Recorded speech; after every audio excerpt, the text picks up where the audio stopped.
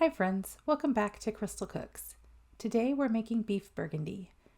For this recipe you will need 8 slices of bacon chopped, 4 pounds of chuck roast with the fat trimmed, bone removed, and cut into 2-inch cubes, 1 bottle of your favorite red wine, 2 cups of beef broth, 1/4 cup of Worcestershire sauce, 2 tablespoons of honey mustard, 1/2 pound of mushrooms, either sliced or quartered, 1 large carrot peeled and chunked, 1 large white onion peeled and quartered, or you can use 14 ounces of pearl onions, 3 tablespoons of tomato paste, 10 cloves of garlic minced, 2 teaspoons of black pepper, 3 bay leaves, 4 to 5 sprigs of fresh thyme, 1/4 cup of fresh chopped parsley, and salt.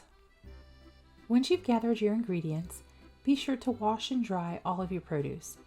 Remember, it's important to do this even when you buy them prepackaged. Preheat your oven to 350 degrees, and then peel and quarter your onions. I made this recipe twice. The first time I used pearl onions, which took a really long time to peel, and the second time I used a white onion, and I quartered it. The taste was the same, so in the future I will probably just keep using the white onion instead of the pearl onions just out of convenience. Take your large carrot or 2 medium carrots, peel them and cut them into chunks. On this particular day, I gifted myself the gift of already sliced mushrooms. You can use whole mushrooms and quarter them if you prefer. And both times that I made this recipe, both turned out just as tasty. Take your chuck roast, be sure to cut off any excess fat, and cut it into 2 to 3 inch cubes. The smaller you cut it, the faster it will cook. However, I found that 2 inches is best for this recipe. Once you have all of your produce and meat prepared, pour the wine and the beef broth into a medium sauce pot. Bring this to a simmer over medium heat until it reduces by about 1/3.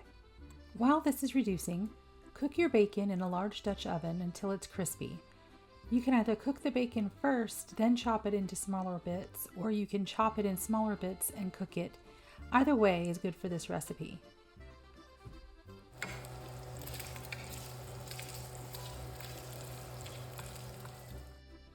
Once your bacon is cooked, remove it from the pot and set aside. Be sure to save the bacon grease in a small bowl, or if you're like me and always save your grease, add it to whatever you save your bacon grease in. We will use this later on in the recipe. Add 2 tablespoons of bacon grease back into the Dutch oven. Pat your beef pieces dry with a paper towel and season them with salt. Add the chuck roast pieces to the pot and sear them on all sides.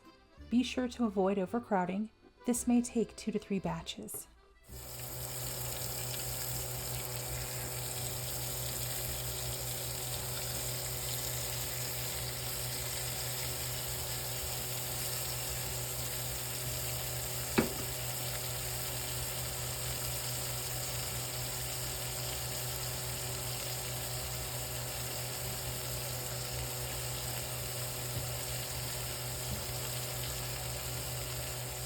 Once the meat is browned on all sides, remove it and set aside. At this point, I noticed that my pot was getting a little darker than I wanted it to, so I poured a little bit of the wine mixture into the Dutch oven to deglaze it. I want to keep the fond, which are the bits of caramelized meat that stick to the bottom of the pan, because that's just pure flavor and deliciousness, and I want to keep that. So I poured it back into my wine mixture and continued to reduce it. Now take 2 more tablespoons of bacon grease to your Dutch oven and over high heat brown the mushrooms. While my mushrooms were browning, I noticed that my wine had reduced, so I stirred in the Worcestershire sauce and honey mustard and then took it off the heat and set it aside. Once your mushrooms have browned, remove them and set them aside. Add another tablespoon of the bacon grease and then add the onions and carrots and brown them. Once they've gotten the color you desire, remove those and set them aside.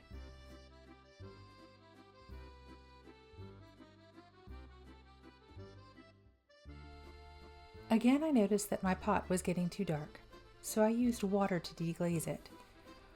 Once you're done deglazing, be sure to add a little bit of bacon grease back into the pot. Then add your tomato paste and your garlic and cook it for about 30 seconds or until fragrant. Then add your wine mixture, stir it around further, deglazing it, and then add your ground beef, bacon, black pepper, bay leaves, mushrooms, carrots, onions, and parsley. Once everything is added, bring to a simmer, cover it, and transfer it to the oven. You're going to bake this for 2 to 3 hours. Then carefully take it out and check for doneness. You want the meat and vegetables to be fall apart tender.